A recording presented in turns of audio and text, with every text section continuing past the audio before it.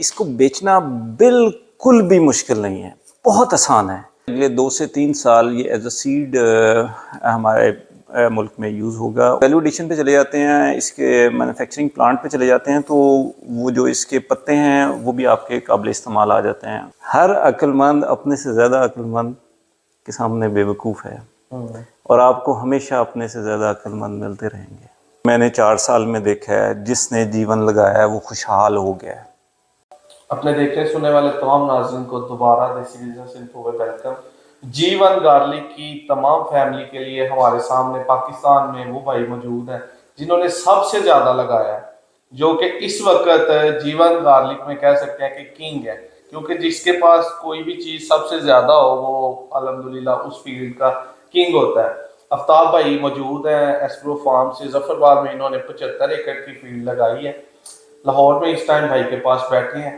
अक्सर भाइयों के सवाल आते हैं कि जीवन गार्लिक बिकेगा कहाँ, इसे बेचना कैसे है और कौन लेगा, कौन खरीदेगा, कौन इतना महंगा खरीद के 16,000 रुपये किलो या फ्रेश 3,000 रुपये किलो हंडिया में डालेगा, और इसका फ्यूचर क्या है, कितनी देर किसान इसमें पैसा कमाएगा। खुद भी जो मेरे माइंड में बात आई मैं बताऊंगा।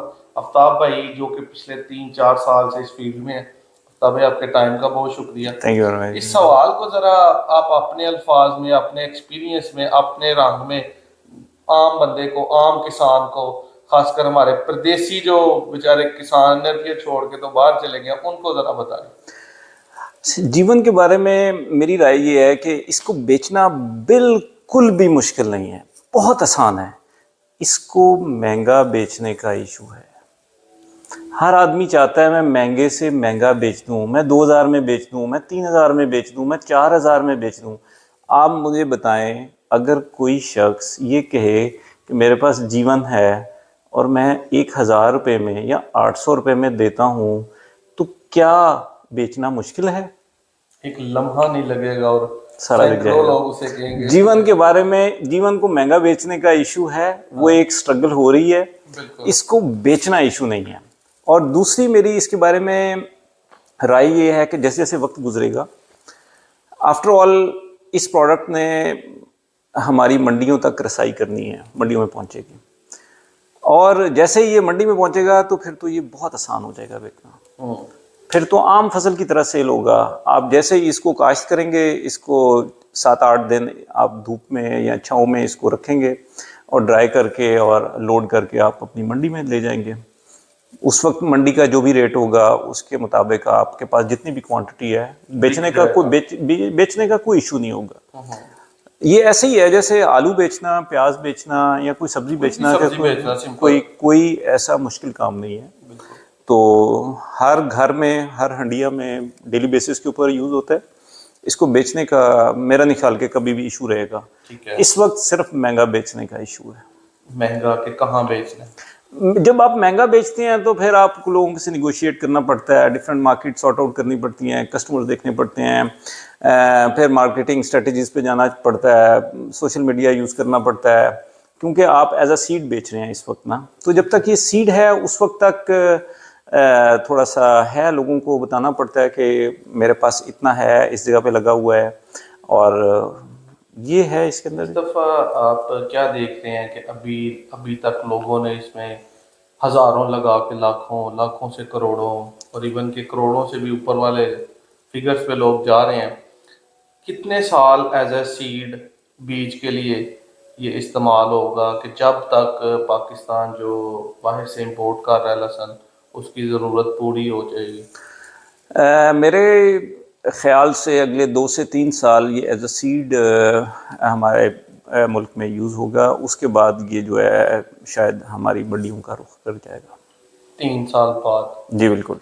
और जब मंडियों का रुख करेगा, क्या तब ये 30-40 हज़ार या जैसे गंदम 1 लाख का एकड़ बिक रही है, 1 लाख 1.5 लाख का बिकेगा ये मंडियों में? देखें, इसके ऊपर मेरी जो कैलकुलेशन है वो ये है, और मैं अपने दोस्त अहबाब को, जो लोग भी मेरे से मशवरा करते हैं, मैं इस प्रोडक्ट के बारे में उनको करोड़ों की फिगर्स और इस वजह से आने का मशवरा नहीं देता कि ये बहुत महंगी है। असल में महंगी होना एक और चीज़ है, किसी भी बिज़नेस का सस्टेनेबल होना, लॉन्ग टर्म होना बहुत इंपॉर्टेंट होता है। तो वो इस प्रोडक्ट का असल मज़ा उस वक्त है देखें, अगर ये आज के रेट के हिसाब से भी अगर हम देखते हैं तो मेरा ख्याल है कि रिटेल के ऊपर हमारा जो गार्लिक अवेलेबल है मार्केट में 450 रुपये में अवेलेबल है। बिल्कुल। तो होलसेल प्राइस में वो 300 रुपये में होगा या 250 रुपये में मंडी के अंदर अवेलेबल होगा, 350 में है। हम कहते हैं कि ये अगर 300 रुपये में 3 साल के बाद भी सेल होगा तो ये कम से कम 15 से 20 लाख रुपया 1 एकड़ से आप कमा सकते हैं। हाँ, बिल्कुल। जो कि मेरे ख्याल में पाकिस्तान में कोई ऐसी फसल नहीं है 7 महीने की जो कि आपको 15 से 20 लाख रुपया अर्न करके दे। और आज वो किसान जो कि 1 एकड़ से शुरू करेगा वो एटलीस्ट 3 साल के बाद 10 एकड़ पे तो होगा। तो जब 1 एकड़ से वो 15 लाख रुपया या 20 लाख रुपया कमा रहा है तो आप अंदाज़ा कर सकते हैं कि 10 एकड़ से वो कितना कमा रहा होगा। ये लॉन्ग टर्म में बहुत आसान है और बहुत अच्छा बिजनेस है, लॉन्ग टर्म में। लॉन्ग टर्म में इसके बाद 1 एकड़ है वो तो आपकी बात ठीक है, 400 450 मन निकल आए, तीसरा हिस्सा कुशक हो गया, 150 मन रह जाए और 300 पे भी बिके तो 18 लाख रुपया। आगे इसको जब वैल्यू ऐड करेंगे हम कि हम वो किसान वाली सोच को अगर ना अप्लाई करें और उसमें वैल्यू ऐड करें इसको छील के, तो किस तरह हम इसको एक्सपोर्ट वाली साइड पे लेके जा सकते हैं जो कि हम ये चीज़ इंटरनेशनल मार्केट में पहुंचाएं। और क्या इंटरनेशनल मार्केट में कोई क्वेश्चंस हैं, कोई डिमांड है? देखें, इसके ऊपर हमारी वर्किंग जारी है और इंशाल्लाह हम नेक्स्ट ईयर के अंदर इसका प्लांट इरेक्ट कर लेंगे और इसको पाउडर और पेस्ट की फॉर्म में हम इसको बनाने जा रहे हैं। और इसका सबसे बड़ा बेनिफिट जो है वो ये है कि आपने देखा होगा कि जो जीवन का प्लांट है इसका वेजिटेटिव पार्ट बहुत बड़ा होता है, इसके पत्ते बहुत बड़े होते हैं जब ये मेच्योरिटी के टाइम पे होता है। तो जब आप वो ज़ाया हो जाते हैं, वो किसी काम के नहीं होते हैं क्योंकि जब वो ड्राई होगा तो वो 15-20 दिन के बाद ख़त्म हो जाते हैं।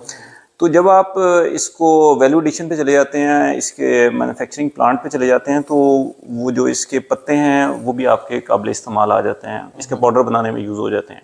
ठीक है। तो इसकी हर चीज़ बहुत कीमती है और इसके ऊपर बहुत से लोग काम कर रहे हैं और इंशाल्लाह इसके मैं समझता हूँ कि अगले 1-2 साल के अंदर वैल्यू एडिशन के अंदर बहुत काम होगा। और हमारे साथ इंटरनेशनल मार्केट में बहुत इसका स्कोप है, गल्फ़ के अंदर, अफ़गानिस्तान के अंदर और रशियन स्टेट्स हैं जिसके अंदर हम इसको लहसुन नहीं होता, आसानी से एक्सपोर्ट कर सकते हैं और वो लोग बहुत यूज़ करते हैं। बिल्कुल, लहसुन तो एक ज़रूरत है दुनिया के हर मुल्क की, दुनिया के हर घर की।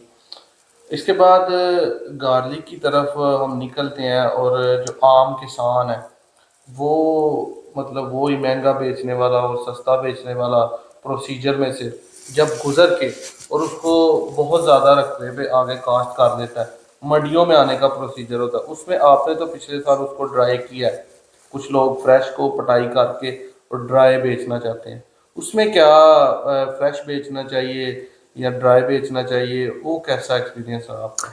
देखिए, इसमें मैं समझता हूँ कि मुश्किल जो है ना वो है जो आपको नहीं आता।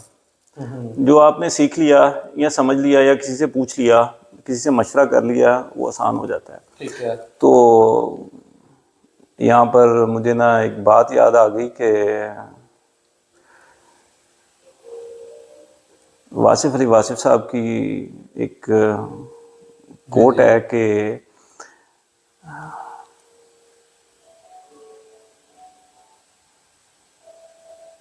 हर अक्लमंद अपने से ज़्यादा अक्लमंद के सामने बेवकूफ़ है और आपको हमेशा अपने से ज़्यादा अक्लमंद मिलते रहेंगे। इसको अब 2-3-4 दफ़ा सुने फिर समझ आएगा, एक दफ़ा वाली ये बात नहीं है। हर अक्लमंद अपने से ज़्यादा अक्लमंद के सामने बेवकूफ़ है और आपको हमेशा अपने से ज़्यादा अक्लमंद मिलते रहेंगे। बिल्कुल। हमें ये समझना चाहिए कि जो चीज़ हमें नहीं आती वो हम किसी से सीख लें या समझ लें, उस पर तजर्बे ना करें, उसमें नुकसान होता है। हमारा किसान मोस्टली ये समझता है कि जो मुझे पता चल गया है बस इसको मैं अप्लाई कर लूँ, ये कौन सा कोई काम है, ज़िम्मेदारा पढ़े लिखे लोगों का काम ही नहीं है, इनको क्या पता ये क्या होता है, ये हमारा काम है, हम खुद ही कर लेंगे। उसमें नुकसान होता है। अगर हम इसको किसी से सीख लें, हमारे पास हमारा सरमाया है, बहुत पढ़े लिखे लोग हैं इस मुल्क के अंदर, किसी से समझ लें तो ये बहुत आसान काम है। बिल्कुल इसको ड्राई करना इतना मुश्किल नहीं है। ठीक है, थोड़ा सा मुश्किल आती है शुरू में, तो हमने किया है और मेरा ख्याल है कि कोई ऐसी बात नहीं है इसके अंदर, इसको किया जा सकता है, आसानी से किया जा सकता बेटर रहता है उस लिहाज है। जी से। बिल्कुल। अगर आप खुशक करके बेचना बिल्कुल। चाहें तो आपका इजीली जो है ना वो बिक सकता है। देखें, खुशक करके बेचने से पहले मैं ना इसकी प्रोडक्शन के ऊपर आऊँगा। इसको जब आप काश्त कर रहे हैं, अगर आपने फर्टिलाइज़र अच्छी दी है, इसकी निगहदाश्त अच्छी की है, और सबसे इम्पॉर्टेंट मैं समझता हूँ कि इसको आखिरी पानी जो देते हैं उसमें फंगिसाइड्स आपने दिए हैं, तो इसको ड्राई करना और आसान है। इसको फंगस फिर इफ़ेक्ट नहीं करती है। आप इसको 10 से 12 दिन छाँव में उन दिनों में रखें, बंचेस की फॉर्म में या लहदा बाहर रखें इसको छाँव में, और उसके बाद इसके बंच बना के इसको हैंग कर दें। बड़ा सिंपल सा तरीका है, और ये आप समझ लें आप 99% सेफ हो जाते हैं इस प्रोसेस में। बिल्कुल।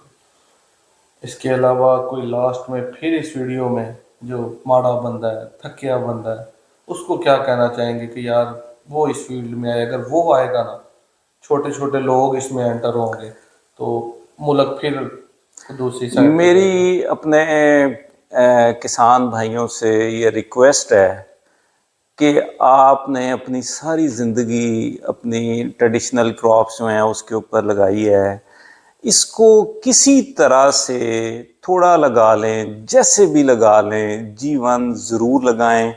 और सबसे बड़ी बात जो मैं अभी करने लगा हूँ कि मैंने 4 साल में देखा है, जिसने जीवन लगाया है वो खुशहाल हो गया है। ये मैं बहुत बड़ी बात कर रहा हूँ। एक मिसाल भी हमें अपने पूरे मुल्क में नहीं मिलती कि किसी ने लगाया हो और उसने किसी तरह का और उसको नुकसान हो गया। बिल्कुल नहीं।